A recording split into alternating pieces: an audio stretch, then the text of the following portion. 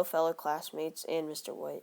So today, me and my group, Carlo, Seb, and Anshul, will be presenting Evolution of the White Nose Syndrome.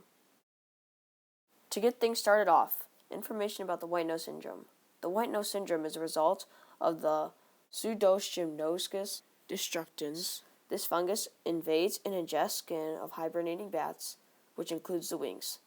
This kills bats because it makes wings wake up more in the winter, using up their reserved fat quickly, causing them to die. Now let's talk about the white nose syndrome statistics. The disease kills 70 to 90% of bats in hibernaculum, which is what the bats hibernate. Estimated 6.7 million bats have died since 2006. Bats with this fungus have twice less energy than a normal bat does. Now let's start talking about how the bats originally got white nose syndrome. So, biologists first saw bats got sick and started dying from the white nose syndrome in 2007 in caves near Albany, New York. However, cave explorers in that area had taken a photo of bats with white powder on their noses the year before. So the white nose syndrome has been in North America from at least 2006. No matter how it got here, white nose syndrome continues to spread rapidly across the United States and Canada, mostly through bat-to-bat contact. So more information you need to know is that white nose syndrome starts in the wings. Sadly, because of white nose syndrome, critically endangered species. Most of the bat species are endangered or on a potentially endangered list.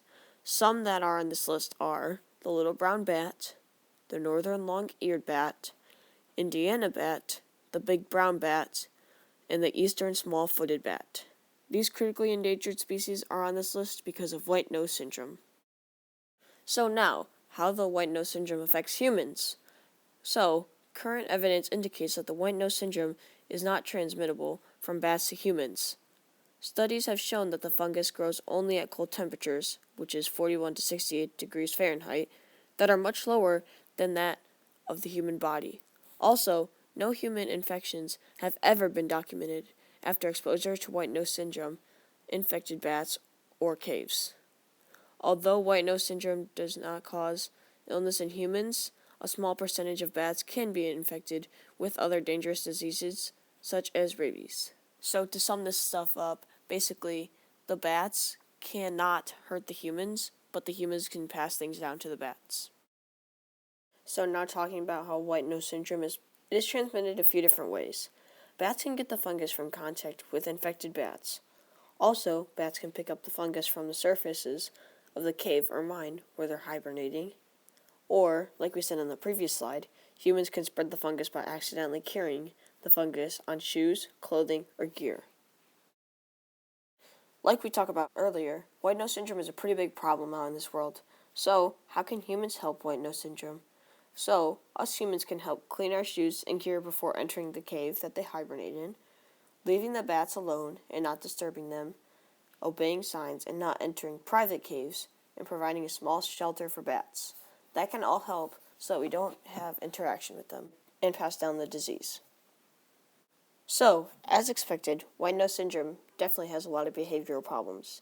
So, white nose syndrome is a fungal disease that has killed millions of bats in North America since it was first discovered in a single cave in New York in 2007, which you already knew. The fungus grows on the skin tissues of hibernating bats, repeatedly rousing them from hibernation and causing them to consume their winter fat stores and starve to death before spring. Sometimes bats with white nose syndrome simply display unusual behavior such as flying outside during the day in the near freezing weather. This quickly uses up their fat reserves at a time when insects are not available for food. As a result, in winter you may see dead or dying bats on the ground or in buildings or other structures.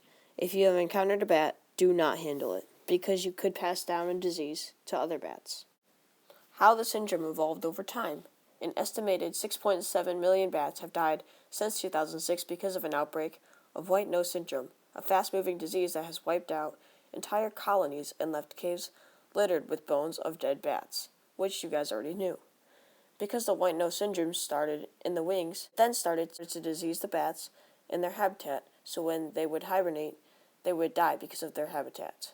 So over time, if the bats want to live, instead of just finding a hibernation cave, they have to find one that hasn't been diseased by bats or other humans.